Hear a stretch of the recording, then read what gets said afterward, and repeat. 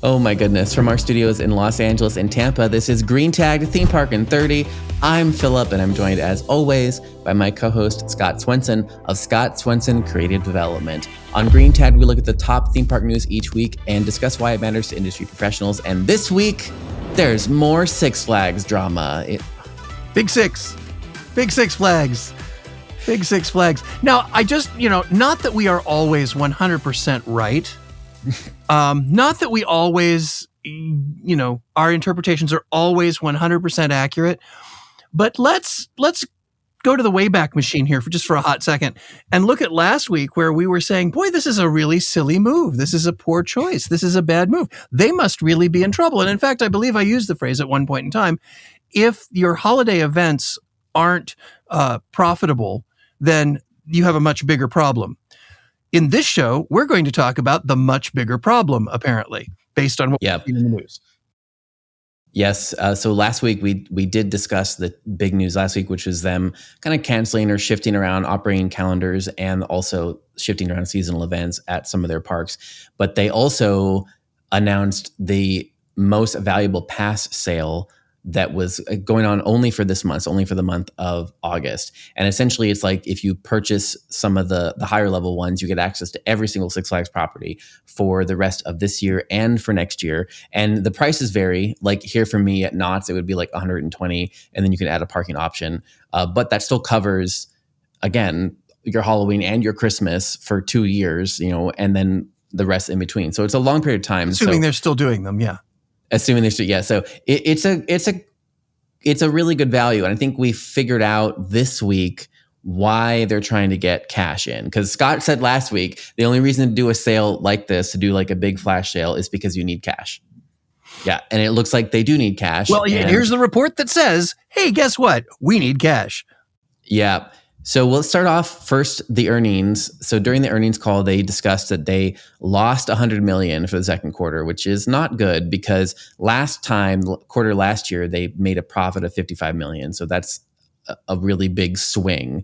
And I'm going to read a few quotes here from it. So what the quote here is, they said the company pointed to a smaller base of season pass holders heading into the final 2 quarters and a volatile economy for the downgrade. They also mentioned weather, of course. Yes, because that never happens. Weather just never. With this whole weather thing that's just come out of nowhere. Where did this weather come from?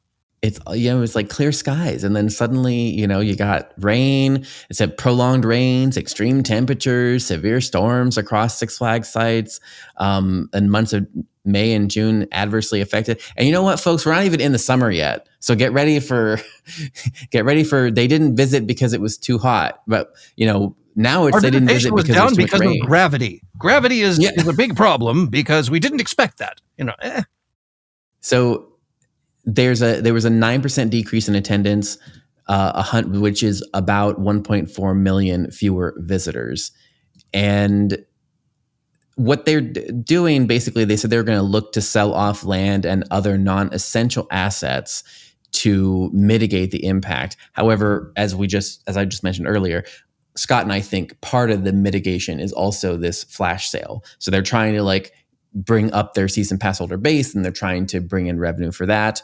If you can front load your revenue, right? But then the downside of that is you're front loading all your revenue, and then you have to provide reasons for them to come back, ideally. But your admission revenue will suffer then for next year, depending on how far you can. And let me just clarify something. A lot of people think that season pass sales will sustain a park.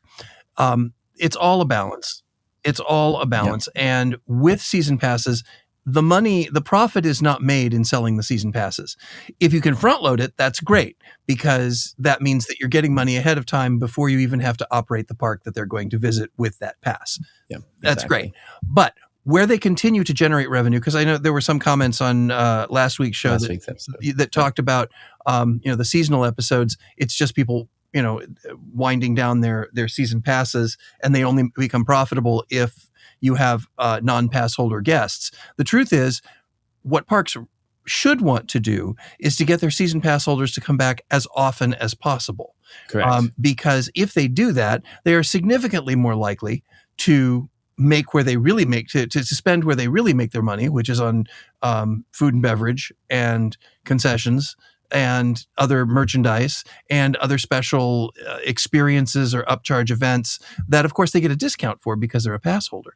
The pass holders, the money that you generate in a pass holder usually does not. The pass holder itself does not make a whole lot of profit. What it does is it allows the park to then have access to the profit they can make on all the other things that generate revenue. So I just wanted to clarify that just right off the bat. And secondly, to get this money all up front, as Philip said, the only reason to do this, the only business reason to do this is to improve your cash flow. And to also turn around to your board members and say, look how much our season pass base has increased. Because they won't tell you it's at 1/4 the regular price, but they'll just say, look how much our pass base has increased. So they'll look at numbers of people, not numbers of dollars. So this seems to be very much an act of desperation, just like selling off properties that are not necessarily relevant to the overall brand, whatever that means. So there were a lot of comments on our video from last week, and we just wanted to clarify that we're not saying that like the events shouldn't be stopped if there's no one there, or that stuff shouldn't be trimmed, that kind of a thing. It's more like Scott was saying, like if you have a park and if you can't make money during Christmas or a Christmas event, there's a bigger problem. So maybe the bigger problem is that like you shouldn't be operating those days at all, right? Or you should be trimming, maybe potentially even trimming the property. I mean, there's nothing wrong with evaluating properties and being like, there's not enough of a mass to make this work, and then reinvesting or selling the assets and reinvesting. That's basic business. It's more like if your park is open and you are not doing a Christmas event during Christmas time because it's not profitable, that's a bigger problem, because that means there's not enough demand in that area. Maybe that means that you didn't need to be open at all, or there's too much competition, which means it's not differentiated enough. That would signify a different thing, which is the product market fit is not correct, right? And so that's the other problem. And then to other comments we got about season pass holders and they don't make money on them and blah blah. Here's the thing: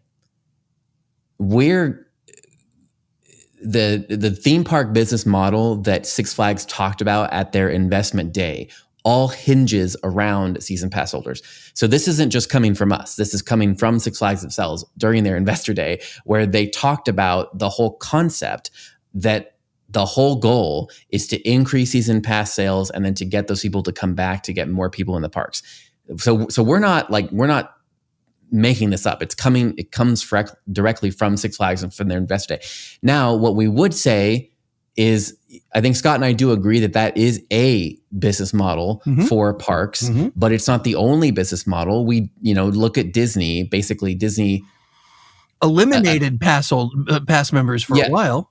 Yeah, they eliminated pass holders for a while. It's all just a balancing act of the demand to go to the park itself. Like, what is the demand? If the demand is high enough, like at Epic Universe is a good example. Right now, the demand is so high, they're not selling season passes for that. And your current season pass holders can't get in to Epic Universe because the demand is so high.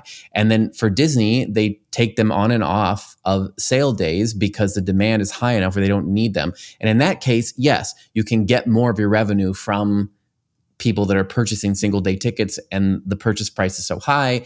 But that's not what Six Flags is targeting by their own admission. They are targeting season pass holders. That's where they want to make their money. So we're just saying that's what their plan is: sell more season passes and then monetize the season pass holders. If we can encourage them to come in more frequently, they'll spend more money on the in-park stuff. So basically, it's a mall. Yeah. And quite honestly, the season pass model, we want to increase our season pass model, works well for local parks. It's worked for a lot of parks for a long time. Yeah, for regional parks, it's great. For destination parks like Disney's and Universal's, you make significantly more off of your 1-2 day ticket sales. Yep. So they don't need that. The nice thing, though, about having the season pass model, or finding a balance thereof, Busch Gardens Tampa was a great balance. We were we had one foot in the local market and one foot in the destination market. And so when like 9/11 happened, the park didn't have to go under. When COVID happened, the park didn't have to go under. It was one of those situations where they were able at those times, things have changed a little bit now, but at those times they were able to lean more heavily into either the season pass base or lean more heavily into the tourism base, depending on where you were in that pendulum swing of travel. So yeah, it's my personal opinion, and I'm certainly no expert, but my personal opinion based on anecdotal information or observations and working in multiple parks in different places, you kind of want to have a balance of both, because your pass members will at least get the turnstiles clicking when there's no travel. And your high money spenders are going to be the people who travel or on vacation in your area. And they're the ones who, are going to spend the big bucks. They're the impressive numbers. So it kind of depends on, and every board I've ever known or been involved with looks at things. They're pitched one of two ways. Either here's how much money we made, or here's how many guests we've had. And, you can make your guest numbers skyrocket if you take the cost of admission down to virtually nothing. You can make your finances skyrocket if you offer a product that people are willing to pay top dollar for. So finding that balance is the tricky part. But, the idea that the only way to make money is with season passes, not particularly accurate, but finding a nice balance, that's a much better approach.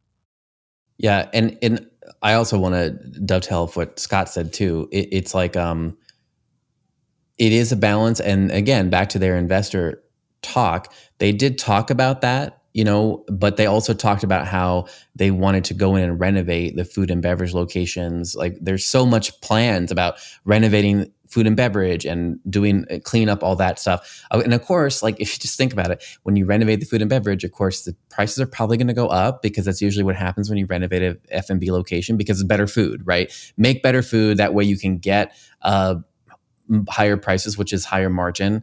And they're paying close to the same price in most, there is a little bit of discount, but I mean, that's the goal, is to get more people in the park and then get them spending on more attractive items. That's their whole plan. And also to encourage them to go to multiple. I mean, they talked about rolling out a new app next year and rolling out a new CRM system in 2026 that would offer incentivized offers to families based off of their visiting patterns and their locations, right? So if you just think about it, a lot of these Six Flags parks are within driving distance. It is possible. So if they targeted an offer to a family, they might be able to get that family to visit multiple parks. So then you're just, this like a whole ecosystem. So it was an interesting vision that they laid out. We're just kind of reporting on the vision and then talking about it, right? We're not, I mean, it wasn't like our idea that they're making money in this way. It's just like, this is what they said. That's what they told investors. And it's not just, the thing is, it's not just Six Flags either. These approaches have been used for many, many years in many different ways. The only difference now is technology makes them easier.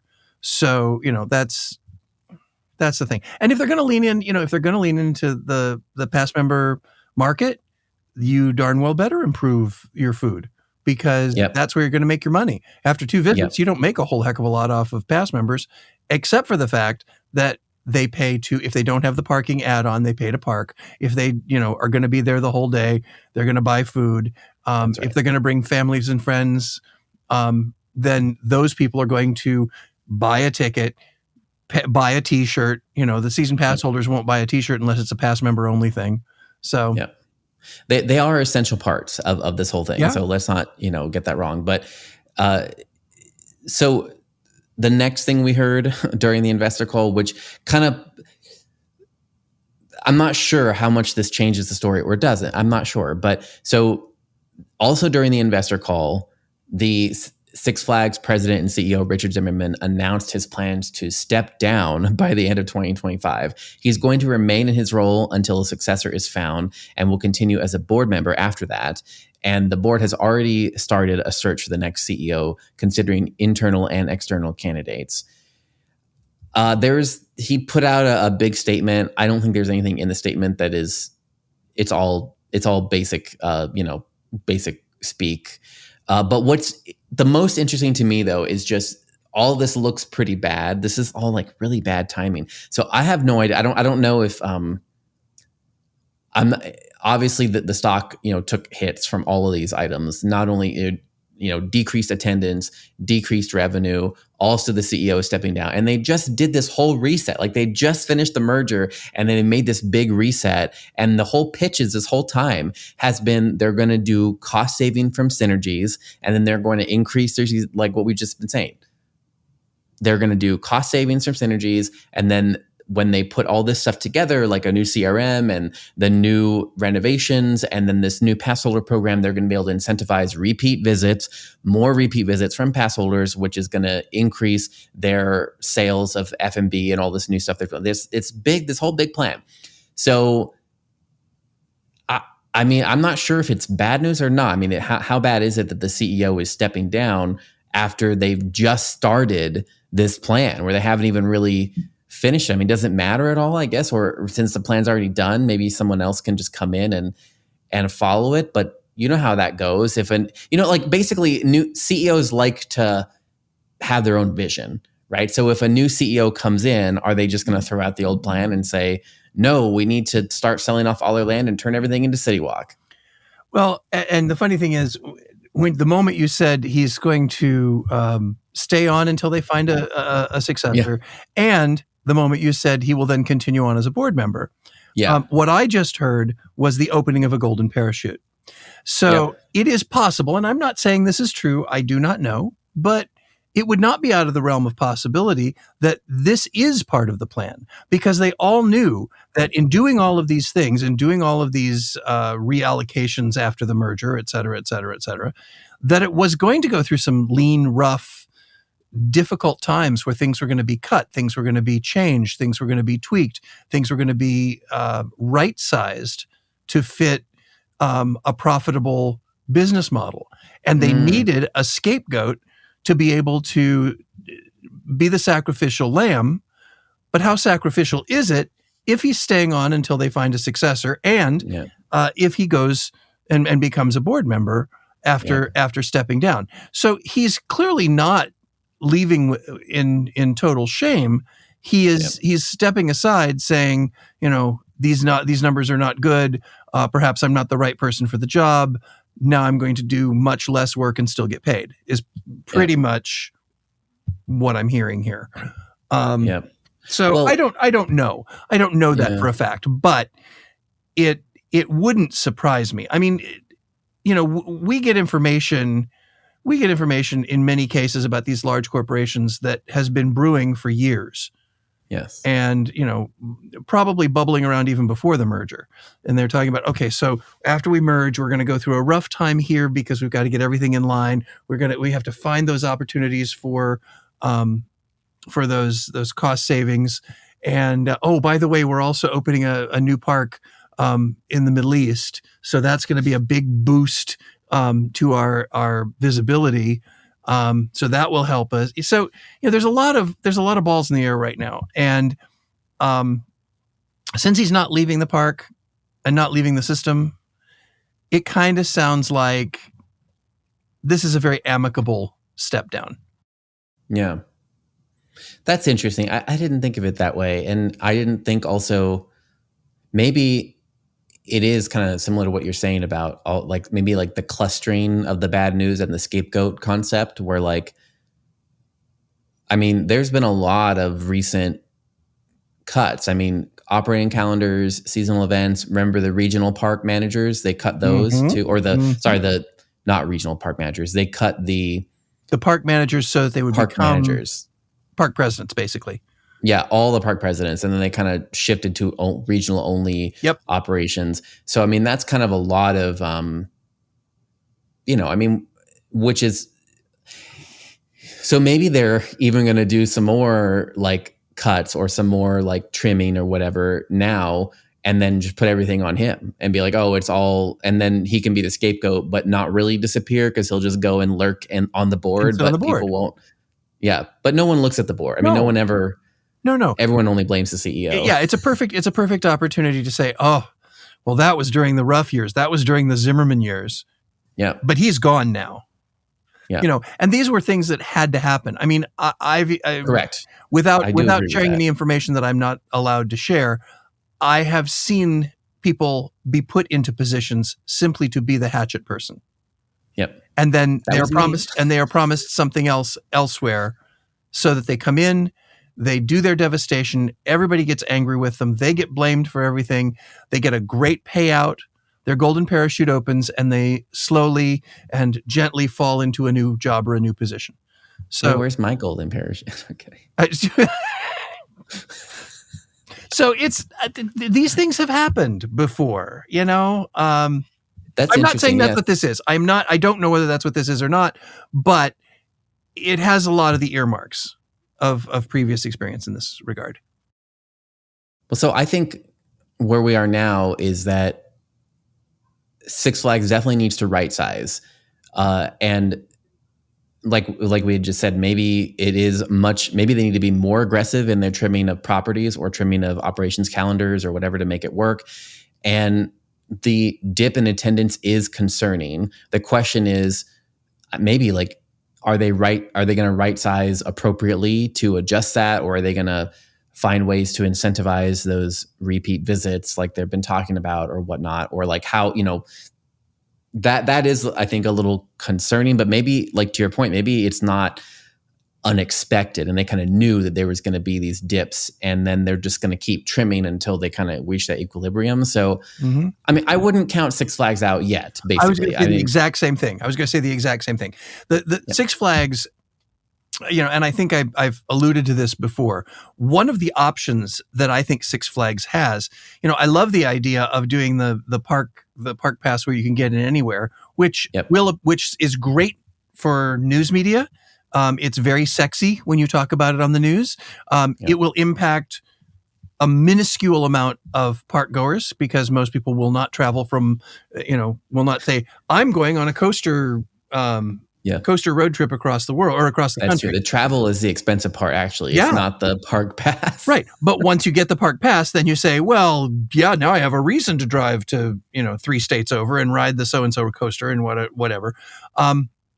But they may also discover that they need to lean in to the local nature, your hometown park. If they were to take we are your hometown park and use the purchasing power of the giant corporation and create a sense of local ownership. I think that's part of the reason that Six Flags Great America in Gurnee continues to be somewhat successful. I mean, it's not a great performer either, but it's still around and it's celebrating its 50th anniversary, this next year.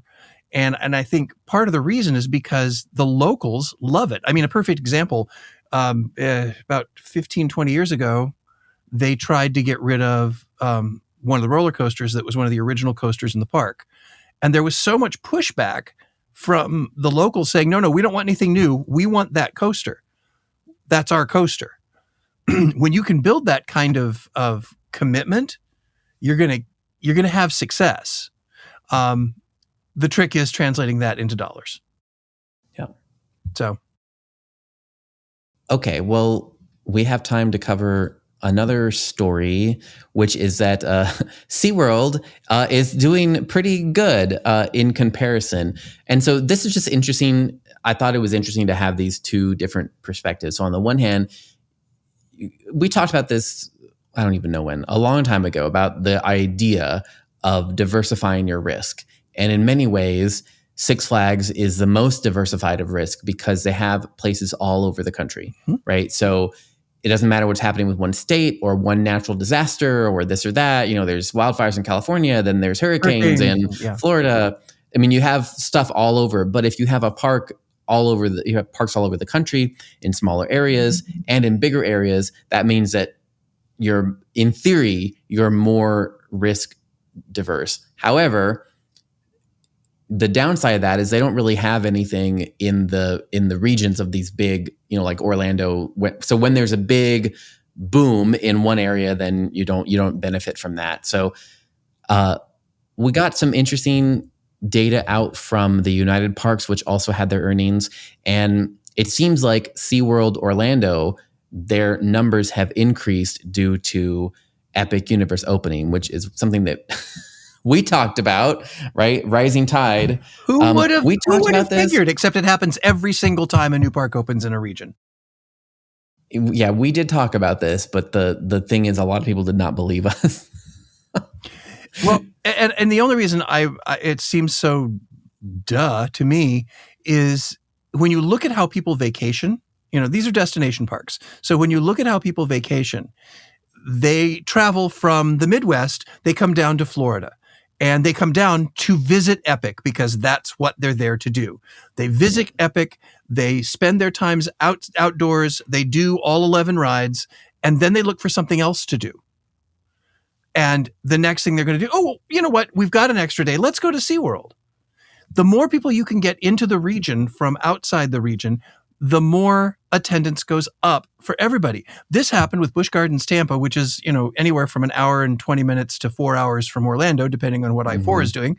And when Animal Kingdom opened, initially, all the people in the park were terrified because they thought, well, here's Disney doing a kind of park that we have, animals and rides. Oh, gosh. And it was a phenomenal year for us. Yeah. Phenomenal year for us because like-minded people came to the area and were looking for other things to do on top of their primary reason. And we will take the riding, we were happy to take the riding on the coattails of the Disney park. And that's exactly what it sounds like SeaWorld is doing as well. Yeah, it was interesting because the CEO seemed to get a little spicy in his comments. But basically what this has been is it's been, and I don't know who's driving this. Is it regular news media or people that don't outside the industry or whatever? People love to have this idea of competition. Mm-hmm. Like it's Disney versus Universal and then everybody else is just terrible. They love to have this idea. But as Scott just said, it doesn't work that way. It really more works in that our real competition is you not going to Orlando. That's the real competition. It's not between Disney and Universal. It's between you staying at home or you not booking the trip or you're not going. Because as we just discussed, the major cost is actually the travel. It's like the flight, the transport, the hotel. Those are usually the major costs, right? So it's really you deciding to go into the place versus just staying home. That's the real, or go to a different city, right? That's the real thing here. So what he said specifically, this was the who was this? This is a statement from the CEO during the earnings call. He says. He kind of reiterates all of that. We welcome investment in the Orlando market, and we believe more high-quality investment is good for the overall market and good for our business. But then the spicy part is, in the spirit of hopefully giving clarity and some conclusion to this open question, I will share with you all, as expected, attendance at our SeaWorld Orlando Park has been up in attendance since Epic Universe opened on May 22nd. It was up for the full second quarter, and it was up if you measure from the day Epic opened through the end of the second quarter. It continues to be up quarter to date through August 6th on a day-to-day basis, and we expect attendance for the remainder of the year at this park to be up as well. We hope this provides helpful context to you all. We have great respect for our competitors in Orlando. We welcome increased investment. We really don't have to discuss this topic again. We do not plan to make it a normal practice to discuss individual park performance in the future. So here's the thing. As you say, Philip, it's real easy for people who aren't in the industry to look at the industry and go, well, it's these guys against these guys. To be completely honest, if you don't think the parks are fully aware, like the parks in Orlando, in Central Florida, we'll just say Central Florida, if you don't think the parks in Central Florida are fully aware of what is going to be announced at the other parks long before it's announced, you're sorely mistaken. Perfect example is media days for either seasonal things or new attractions or whatever. Yep. The marketing departments call one another. They reach out to one another and say, hey, we've got something coming up on October 1st, and we're going to do a big blowout. Do you have anything planned for October 1st? Well, no, we were doing ours on the 5th. Great, then we won't compete. They never want to compete for media. The same is true when they are opening a new park. They know exactly when the parks are going to open. And what's even more important is they know how many hotel rooms in the area are booked. Which is why, here's the takeaway for people who aren't Disney and Universal folks. Become a member of your CVB, your Convention and Visitors Bureau, because then you can find out exactly how many hotel rooms in your area are booked at any given time, because that's really how they judge their success. How many hotel rooms do we have booked, and how many people are in our area, so that all of the businesses, all of the attractions in our area are going to thrive at this time, and we need to be prepped for it. So there's the takeaway for people who aren't necessarily on the top of the food chain when it comes to the competitiveness of theme parks. Okay, this was an interesting show. I really had fun today. Thank you, Philip. But we are out of time. So on behalf of Philip Hernandez with Gantom Lighting and the Haunted Attraction Network, and myself, Scott Swenson, with this show, and Scott Swenson Creative Development, this is Green Tag Theme Park in 30, and we will see you next week.